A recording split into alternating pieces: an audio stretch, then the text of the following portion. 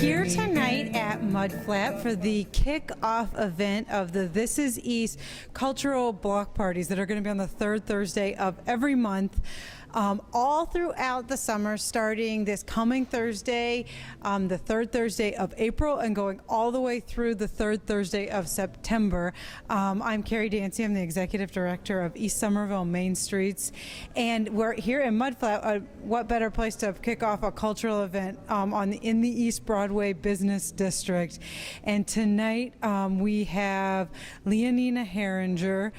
We're getting ready to go on a storytelling adventure. Hold This Is East project is about telling the story of East Somerville and the many different ways of how do you tell that story. So tonight we start learning about a technique of storytelling called Literatura de Cordel, string literature, which was originated in Brazil, and we have author Leonina Herringer providing us a writing workshop, and the Beautiful Stuff Project providing a printmaking workshop to help people tell their stories about East Somerville. And the This Is East project is a project being brought by East Somerville Main Streets and the Somerville Arts Council, as well as many partners, including SCAT. We're lucky enough to have here taping tonight.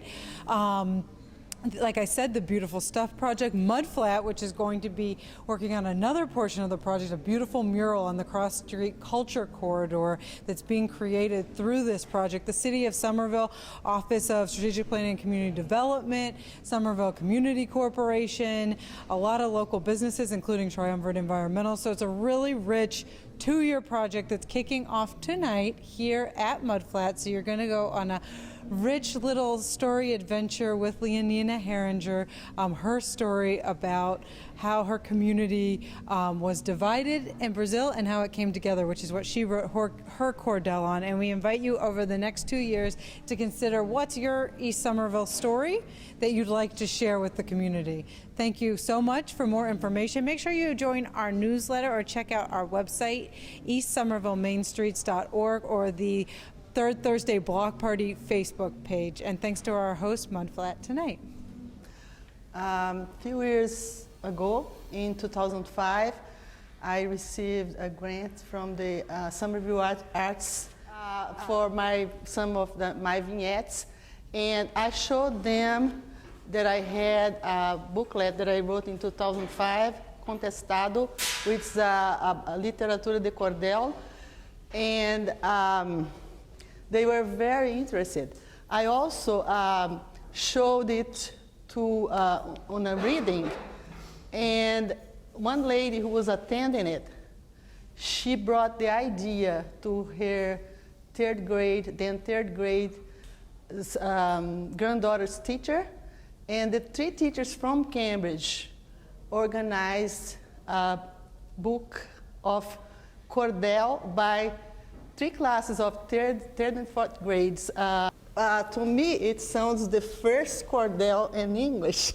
And I'm so proud, that they took my idea and they made this book with their classes in Cambridge. Well, to explain what Cordel is, I'm going to first show you, Jen, could you go to the next? It's called Cordel, or string poetry, string literature, because it means Cordel means a little string. And in the olden times, it was hung on little strings to be sold. And nowadays, they sell it on the streets, mostly in the backlands, not in the main cities of the northeastern part of Brazil. Mainha and Ionaba are from Bahia, and they can tell you a lot more about the northeastern part of Brazil than I know myself. But because I'm from the southeast, I wrote my Cordel based upon what I read when I was a kid, and but I'm not northeastern. The themes for the Cordel stories, they tell whole stories, but they write about politics, about facts that are happening. They write about, myths and legends, everything. And the most common theme for the Cordels is an army of bandits called cangaceiros. Oh, this is Brazil. Here's the state where I was born. This is the state of Minas Gerais, the bordering state. And the next one. Here is the northeastern part of Brazil. And mainly in this part of Brazil that the Cordels are very common. They say that they were the journalists of the olden times because there was no newspapers, but everyone could, read the facts that were happening through those booklets. And here are some of them. My sister used to live, the other sister who's coming tonight also, but it's a little bit late. She used to live in Pernambuco, and she brought this to me. Her son brought me this.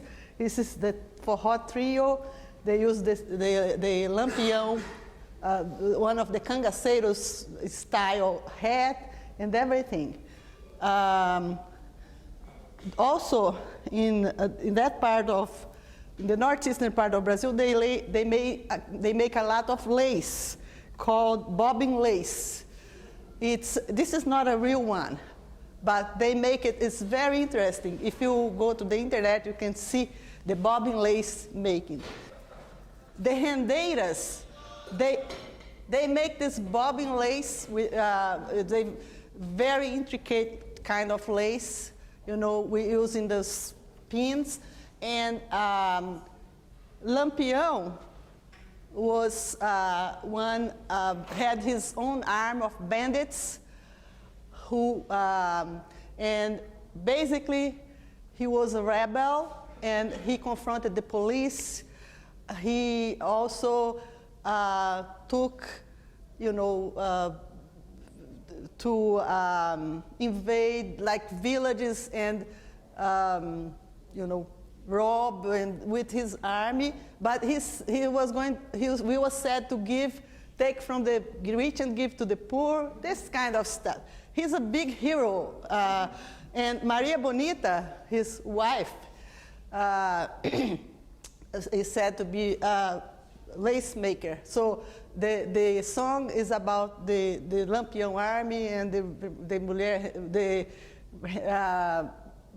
lace maker women. All right, next.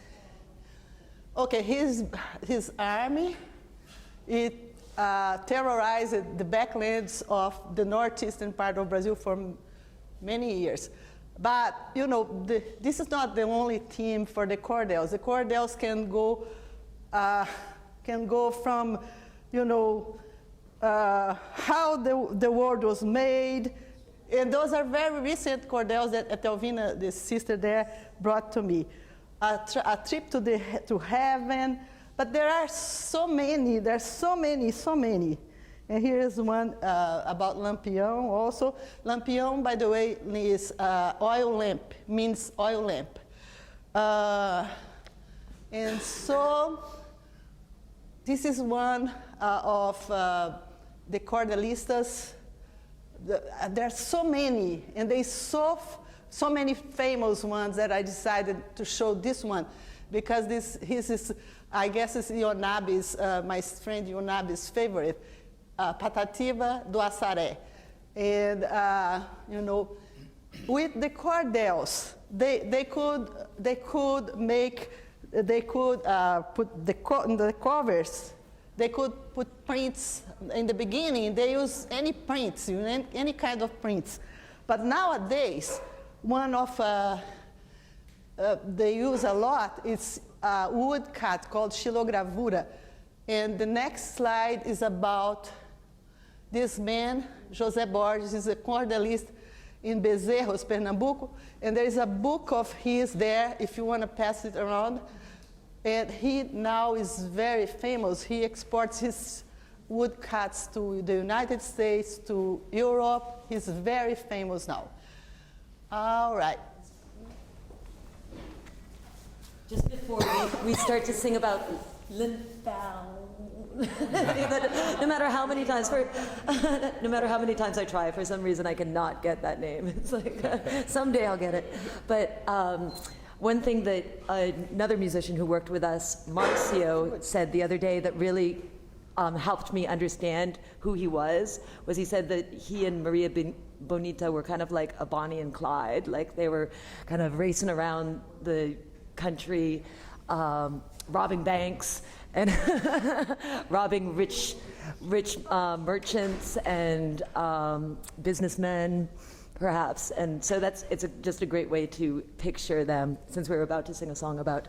Definitely. He was like a rebel, in Brazil. He was like he rebelled against the Brazilian government at the time, basically, because against the police, against the Brazilian army. So they were like chased by the Brazilian army as well, not only the police, because they were like so many of them in the sertão of Bahia, which is like the backlands of Bahia. So yeah, so he was a folk. Yeah, he was a folk hero. So that's why they would chant chant him in Cordel as well. So music and Cordel. And depending on where you read your information, he either is mentioned as being a bloodthirsty, like terrible, horrible villain of the people, or he is said that he was a Robin Hood. So it's kind of like the Jesse James story in that way. It goes like that. The first, Olê, mulher rendeira, which means, Olê, woman, lace maker, right? Olê, mulher rendeira, Olê, woman, lace maker. And the second, Olê, mulher rendeira, Olê, mulher renda. Olê, woman, renda, which is the actual lace. So, olê, woman, lace. Olê, mulher, renda. Tu me ensina a fazer renda. You teach me to make the lace, to make the lace. Tu me ensina a fazer renda, que eu te ensino a namorar. Then you teach me to make the lace, and I teach you how to. Here in the States, we have like one word for namorar, which means basically like date, cuddle, kiss, have like a romantic encounter. And so namorar for us, we describe this in one word, namorar. So you teach me to make renda, and I teach you namorar. You means tu me ensina a fazer renda, eu te ensino a namorar. So do you guys want to sing it with me? Yes. Olê, mulher rendeira, olê, mulher renda. Tu me ensina a fazer renda, que eu te ensino a namorar. Again. Olê, mulher rendeira, olê, mulher renda. Tu me ensina a fazer renda, que eu te ensino a namorar.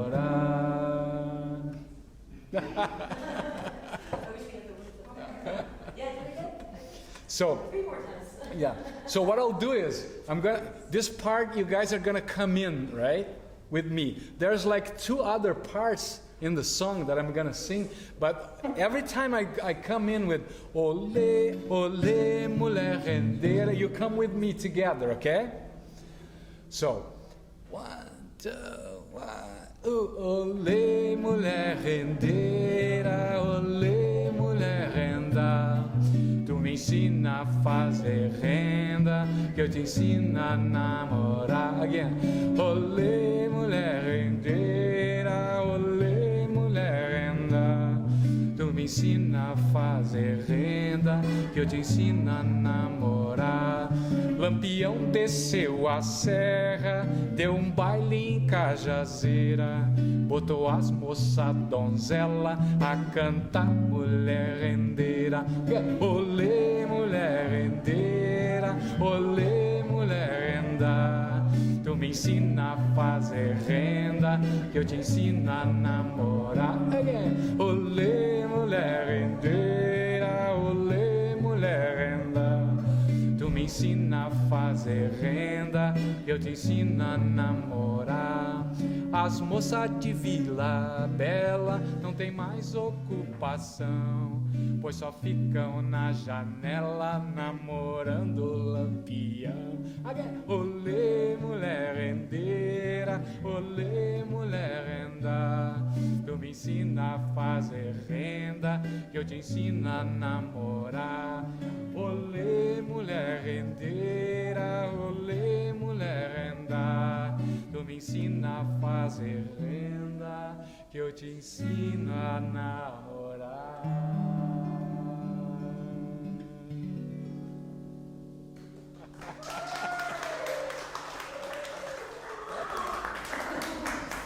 Thank you, Fernando. Later on, we're going to sing again, and as he was singing, Lampião would come to a place and make everyone do what he wanted. And he made all the ladies at a party. He actually, the second part is like Lampião came down from the mountain, and he organized like a big dance ball in Cajazeiro, which is the name of the town, and he put all the ladies to sing. Olê, mulher rendeira.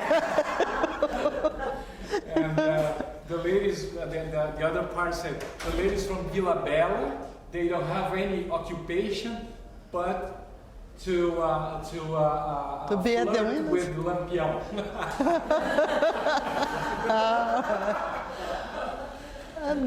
This is one of the woodcut prints of José Borges, and here's a book that I'm passing around about his wood paintings. All right. Okay, next, Jen. Now I'm going to tell you about this booklet with Cordel that I wrote in 1985. But the story, there's a whole story. The Cordel could be small, but the story in it could be huge. And this tells a story, and people who attended the first seminar know that it's a long story.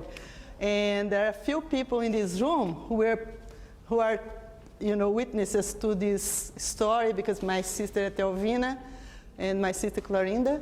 Yeah, we were born in the state of Espírito Santo, about here, but then we moved up here to a place where there was no border between the states.